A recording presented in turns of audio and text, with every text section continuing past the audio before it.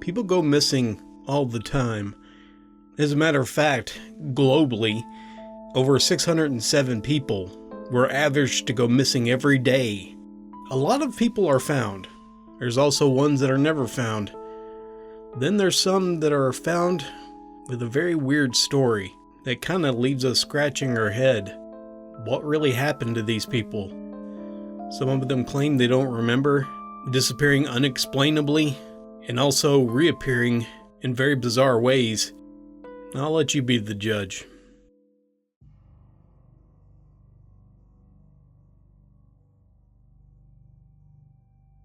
One of the most recent cases of a strange disappearance and reappearance happened around September 22nd, 2012. It was in the Arkansas Ozarks. One afternoon, a brother and a sister, Eddie Huff and Linda Artiga, set out for a day's hike in the forest. However, when Eddie returned alone, he claimed that he left his sister at a relative's house, but something seemed amiss. Even more so is that it was discovered that the 53-year-old woman was not at the relative's house, as Eddie claimed. Eddie seemed to have no memory of what really happened. He was confused and disoriented, to say the least. Well, a search party was organized, and she was eventually discovered. She was seemingly in a random location in the middle of the deep woodland. What's more, she appeared to be in shock and kinda unnerved about the incident that just happened that led her to this place. She later claimed that the details were a bit murky, and while on the trail, they seemed to have suffered some kind of injury. She volunteered to go get help. She then said that while she was walking through the woods, she came across two hikers. She tried to talk to them, but they simply didn't seem to be able to hear her. She tried calling out to them even more, but nothing. She said disturbingly that she witnessed some bizarre shadow figures that appeared to be watching her from the trees and the bushes. The next thing she knew, she was coming into the forest where the search party found her and was calling her name. This was really bizarre. Was it merely because of the injury that she saw those things? That remains unexplained.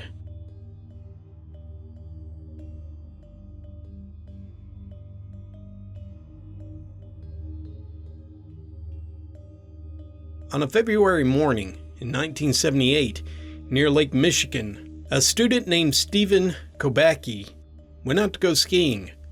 However, when he didn't return the following day, they organized a huge search. What was strange, they was easily able to find his footprints. Well, they followed the footprints to try to find his location. They went to the place where he said he was heading.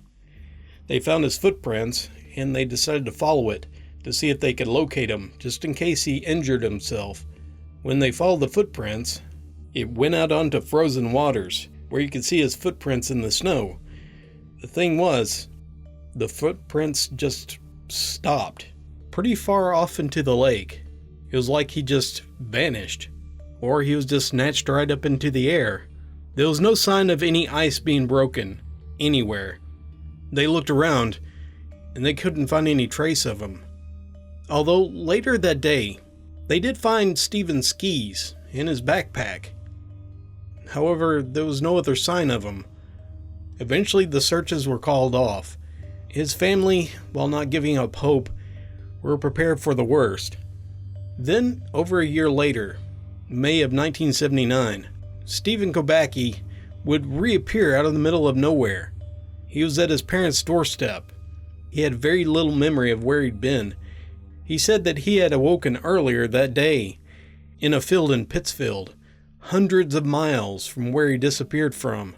Even stranger, he was wearing clothes that weren't his, and he had a strange bag with maps in it, which he didn't recognize. Rather than compensate himself financially with the many offers from the media for his story, he retreated from the public.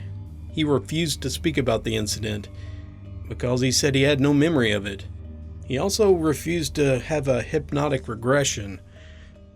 Before that, they said he never experienced any psychological problems, and even after the event, no further problems. So what really happened to him? And if he went missing on his own, how did he do it? Until he finds out himself or divulges the information to someone, we'll never know.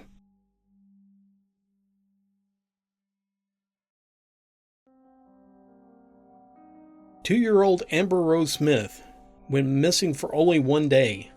Although her case is really bizarre, it got a lot of attention from the media. According to her father, on October 8th, 2013, she was playing happily at their home. She was out of sight of her father only briefly when he went into another room. However, upon his return, she was no longer there. A full-scale search started immediately. However, despite the whole area being searched by hundreds of people, it seemed that the young girl had simply just vanished into thin air. The following day, however, as the search continued, Amber Rose was found, only a few miles from her home.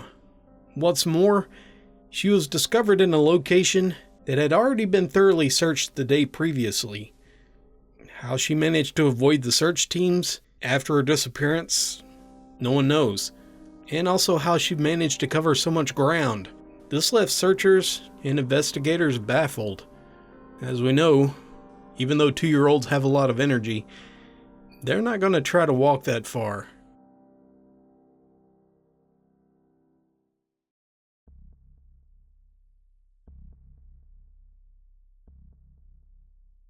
On April 10th, 1952, a 2-year-old Keith Parkins was playing with his older brothers on a cattle ranch.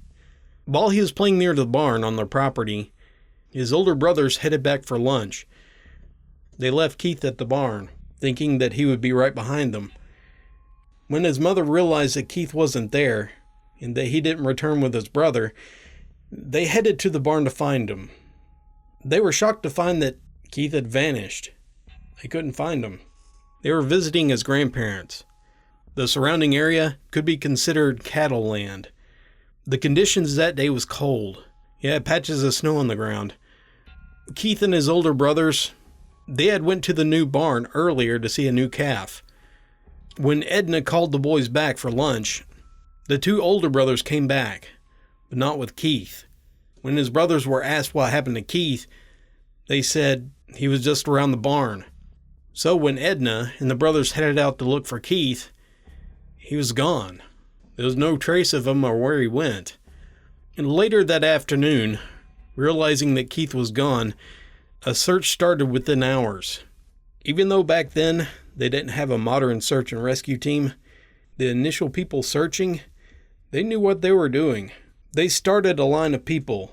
They spread out within speaking distance, and they started searching.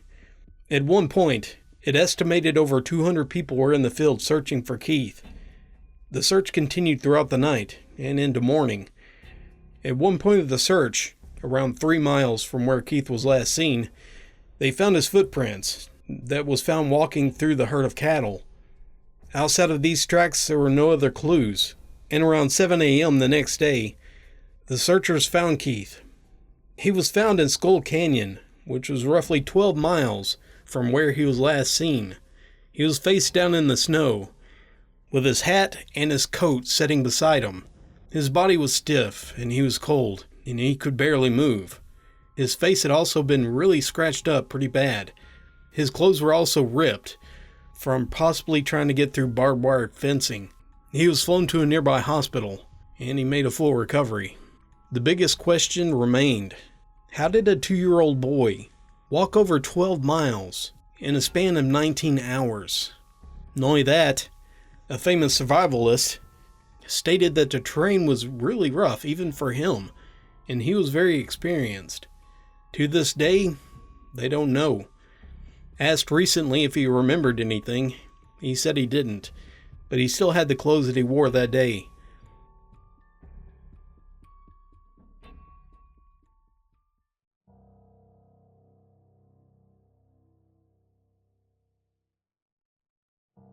In a small village near Oresta, near the southwest in Sweden, an 8-year-old boy named Östen Engström lived with his parents.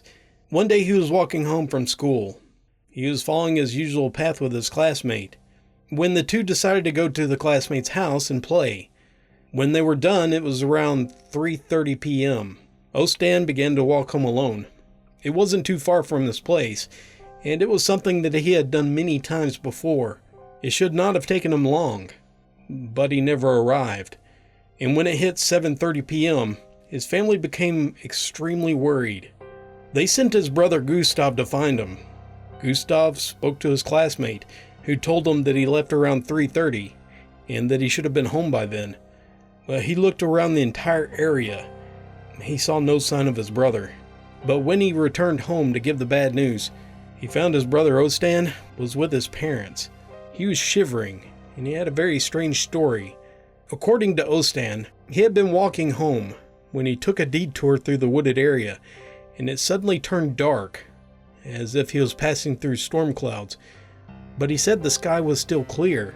He then noticed a strange smell permeating the air, and when he looked up, he noticed 3 gray objects. They were just hovering silently above his head. They were so close that he said he could throw a stone at them. He said the objects were pulsating, as if they were breathing, and he saw 2 dark lines on them. Over in the woods, he said there were 2 other objects that were floating. They were bigger and darker than the ones above him. The next thing he remembered was that he was lying on the road in the dark, only a short distance from his house. He was freezing cold and disoriented. When he looked up in the sky, he saw pulsating lights that began to retreat into the night. He said everything around him was deathly silent. At that point, he walked home to his parents to tell them what happened. Even though his story seems unbelievable, despite searching the area he said he came from, Gustav never saw his brother.